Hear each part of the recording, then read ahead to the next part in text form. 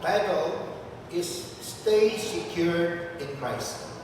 Amen. Wow. Magpabilin na sigurado diha ni Kristo. Amen? Amen. Sigurado ta diha ni Jesus. Amen? Amen. Wala tayong problema kung nakakanunay ni Jesus. Kung kita ang problema, kita pirmi ko na yan. Amen. Praise God. Hallelujah. We'll read the verse later on, John 15, verse 1 to 6.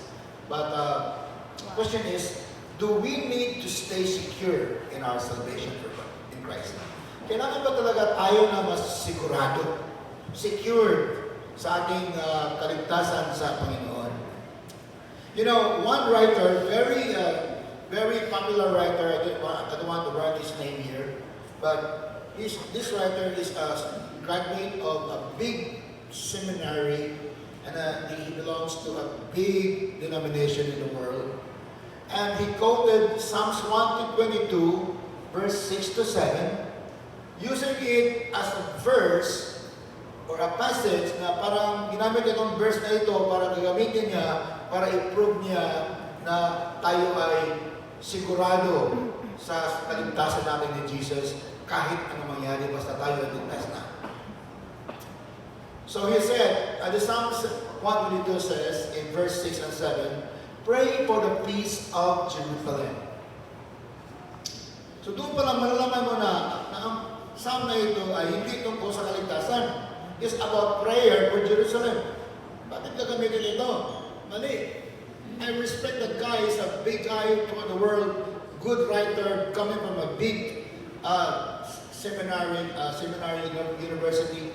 But he said, use this for salvation. Pray for the peace of Jerusalem. If you will pray for the peace of Jerusalem, sabi niya, may those who love you be secure. Ang umiibig sa Jerusalem na mag-pray ay sigurado. Hindi naman kaligtasan na pinag-usapan dyan. Ang sinabi niya dito sa verse na ito, may there be peace within your walls and security within your citadels. In other words, if we pray for Jerusalem, it's a promise that God will bless us. Amen. We will be secure. God will protect us. And that's a promise. Of course, we love that promise. But as far as using the verse to prove that we are secure in our salvation, that's far from it. Hindi pwedeng gagamitin yung verse na yun. Yung verse na yun ay magagamit na natin sa blessing na kung tayo, kailangan tayo mag-pray para sa Jerusalem. No? So this passage doesn't speak about the security of Israel. Rather, the security of our salvation. Rather, this speaks of a promised security for those who will pray for Jerusalem. Amen? Para lang ang promise nito ay para sa mga nag-pray para sa Jerusalem. So, wag natin gamitin yan para sa seguridad ng ating kaligtasan. Mali po yun. Hindi po yun ang konteksto ng passage na yan. And somehow, they also refer to Romans 8:35 and 38 to 39. Ang ginamit nila ito para gagamitin, para i-prove na kung tayo ligtas, tayo palaging ligtas. Kahit anong mangyayari. No, you cannot use this verse, this passage, in Romans. In this passage, kailangan tatanungin natin ang tanong na, does this passage talk about the security of our salvation? Itong passage na ito ay nagsabi ba tungkol sa ating seguridad, sa ating kaligtasan? Hindi. Hindi. Kung titignan natin, the Apostle Paul asked a question sa pag-start niya. Sabi niya, sino ang magseparate sa atin galing sa pag-ibig ni Kristo? Pag-ibig yung pinag-usapan dito. Hindi po kaligtasan. Of course, tayo naligtas dahil inibig tayo ng Diyos. Pero hindi lahat na inibig ng Diyos ay naligtas. Di ba? So it's not salvation. It talks about the love of Jesus. And the love of Jesus is eternal. Kahit nandun na sa impyerno ang isang tao, inibig pa rin ng Diyos yun. Impyerno na nga eh. Because His love is eternal. So don't use this passage to prove that once you are saved, you're always saved. We need to be careful with this. Because even me as a pastor, I must be careful of my salvation. Kailangan mag-ingat tayo. nisita, asa kita, bisya na diapon salvasyon. Kaya hindi kita bisya na diapon salvasyon, pwede este perde sa kabakan natin. So, the question already gives us the hint that this passage is not talking about salvation, though part of it is salvation, but not all that God loves will be saved. Hindi po lahat na inibig ng Diyos ay maliligtas. So dito po, enumerate po ni Apostol Pablo ang different events and mga tao, beings that cannot separate us from God's love. Sino-sino itong mga events and beings that cannot separate us from the love of Christ? Ito yung sinabi ni Paul. Shall trouble or hardship? Ang trouble at ang kahirapan or persecution or famine or nakedness, wala tayong damit, or danger or sword, hindi ito makapag-separate sa atin galing sa pag-ibig ng Diyos. Sa pag-ibig ng Diyos. Pero hindi po sa ating kaligtasan. Sabi niya, kasi tugtong ito, nung una about the love of Christ ang pinag-usapan. Sabi niya, for I am convinced that neither death nor life, walang kamatayan, walang buhay, walang anghel, walang mga anghel, walang mga demonyo, walang presente na bagay o darating na mga bagay, walang mga powers, walang mga kataas or kalaliman or anything else in all creation. Kasama tayo doon sa all creation. We are all created of God. Even us, even ourselves or anybody cannot separate us from the love of Christ. That's true. We praise God that Christ loves us. And because of His love for us, He came to save us. But still, even though God loves all the people, and He came to save all the people, but not all people will be saved. Hindi po lahat. Sabi niya, will be able to separate us from the love of Christ. Because God loves all people, but only those who believe in Him shall be saved. Amen. Sila lang na naniniwala sa Kanya, kahit iniibig niya ang lahat ng mga tao, pero yung mga tao na naniniwala sa Kanya ang maliligtas. Amen. The Lord said in John 3:16, ano sinabi sa John 3:16? We know this verse. For God so loved the world, lahat ng mga tao sa buong mundo. Di ba? God loves the world. All people, ibig sabihin, lahat ng mga tao sa mundo, inibig ng Diyos, that He gave His one and only Son, that whoever believes in Him, sino man ang maniniwala sa Kanya, may limit po, ang maniniwala lang po, ay maliligtas. Magkakaroon ng buhay na walang hanggan. Kung ikaw ay naniniwala na si Jesus ay namatay sa krus para sa iyo, at you invited Jesus to be in your heart, in your life, at humingi ka ng kapatawaran, you are saved.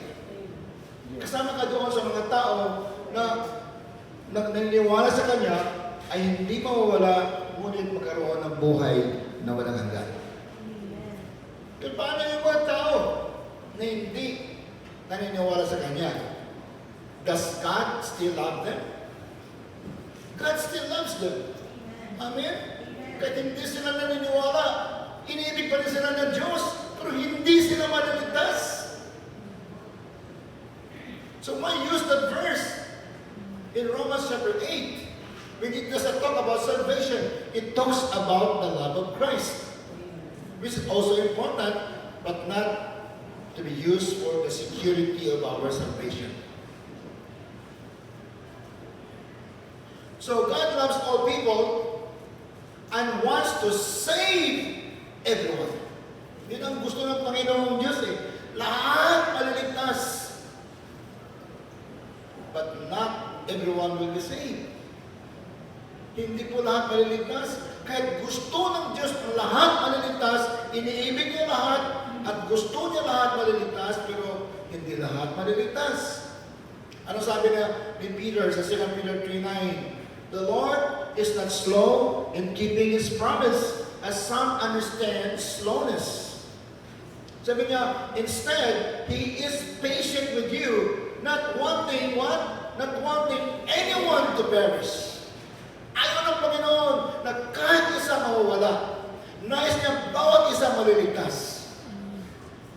But everyone to come to repentance. Everyone sinabi Yes. But the Lord Jesus said that only a few will go to heaven. Sa Matthew 7, verse 13 to 14, ang sabi ni Jesus? Sabi niya, enter into the narrow gate, sabi ni Jesus. Dahil malapad at malawak at ang daan papunta sa impyerno. At marami ang pupunta doon. Pero maliit at napakahigpit ang daan papunta sa buhay ng walang hanggan. And only few, kukunti lang po ang pupunta sa langit. That's not the reason why we will not share the word of God, because we know that few in the Lord is not many as far as in relation to the population of the world. Marami pa rin yung few. But still, it's few compared to the population of the world. Ang buong population ng buong mundo ay inibig ng Panginoon. Pero kunti lang po ang pupunta sa langit. So kahit po iniibig niya, no one can separate us from His love, but only few will go to heaven. Kahit tayo po ay kasama doon sa iniibig ng Panginoon, hindi po natin masabi na dahil sa verse na yon ay tayo ay secured na talaga sa langit kahit anong mangyayari. No, that's wrong. That's far away from the context of the whole passage. So, what should we do? Now, before that, we know that ang pag-ibig ni Jesus ay ang rason kung bakit nais niya na maligtas ang lahat ng mga tao. The reason. So, ang pag-ibig ng Panginoon yun ang rason bakit niya nais-save ang mga tao. Pero nothing or no one, kaya walang tao o sino man o anumang bagay ang makapag-separate sa atin sa pag-ibig na yun. Yun ang reason pag-ibig niya Pero, Christ's love is the motive or the way that He will save all people. Ang motibo ay inibig niya ang lahat ng mga tao. Ang kanyang paraan ay siya ay mamatay sa krus. And those who understand the love of God and receive Him, John 1:12, you know the verse? But as many as receive Him, to them God give them power to become God's children. Diba? And also the Revelation 3:20, alam natin yun. Behold, I stand at the door, sabi ni Jesus, and knock. If anyone hears my voice, I will come in to him. Yan po ang paraan ng Panginoon. And tayo dapat ay maniniwala sa ating mga puso na ang Panginoon Jesus ay namatay. Kailangan maniwala. Hindi yung, inibig ako ng Panginoon, ligtas na ako. Hindi po. Totoong iniibig tayo ng Diyos, kaya namatay ang Panginoon Pero kailangan natin tanggapin yung kanyang kamatayan at papasukin si Jesus at yung mga buhay. At maging bago tayo sa Kanya.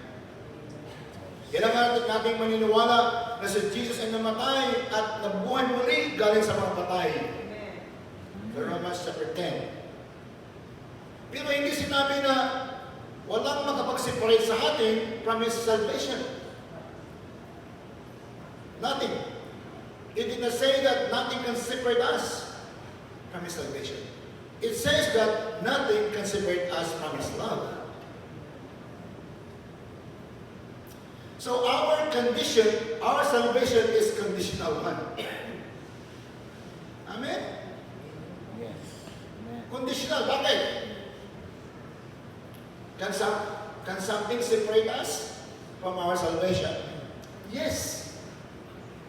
When we continue to sin after we receive the Lord Jesus Christ. Sabihin na, hindi talaga sa ligtas. Bakit nagpakasala pa siya? No, sino hindi nakasala dito after ka naligtas? Lahat tayo nagkasala pa rin. tayo pinaligtas na. Nagkakamali pa rin tayo. Mag-ingat tayo doon sa ating pagkakamali. Kailangan mayroong solusyon doon na tayo manumbalik sa Panginoon. Kung tayo ay magkakamali, magkasala sa Kanya. Huwag nating hayaan na tayo magkasala muli after tayo ay naligtas. Kahit ako, kahit sinong pastor, sinong evangelist, kahit yung leader na kasabi ko sa buong mundo, kailangan pa rin silang mag-ingat dito. Kasi tayong lahat ay magkasala pa rin. Yan sabi ni Apostol Pablo, sa loob natin, meron pa rin kasalanan na gusto, yung old self natin na gusto pa rin magkasala. Ay sabi niya, meron parang hilaan sa loob niya. May hilaan, may struggle. Ang bagay na dapat hindi gawin, yun ang magawa ni Apostol Pablo. Katulad mo, katulad ko. Di ba ganun ang isip mo? Yung bagay na dapat gawin, hindi niya magagawa. Pero yung bagay na hindi dapat gagawin, yun ang magagawa niya. Kasalanan. Sino hindi nagkasala dito? Lamang tayo kay Pablo. Si Jesus lang po ang walang kasalanan. Lahat ng mga apostoles ay nagkasala muli. After na sila po ay naligtas. Si Peter nagkasala muli.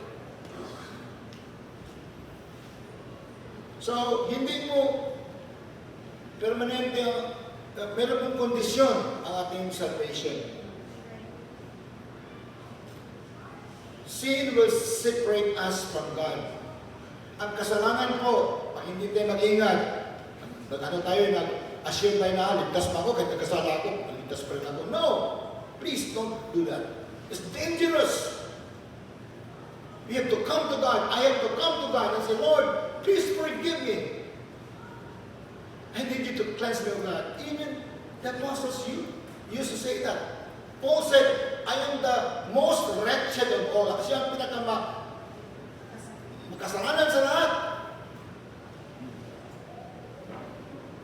After he was already an apostle, sinabi niya, kailangan mamatay ako araw-araw sa aking pagkatao, lumang pagkatao. Araw-araw.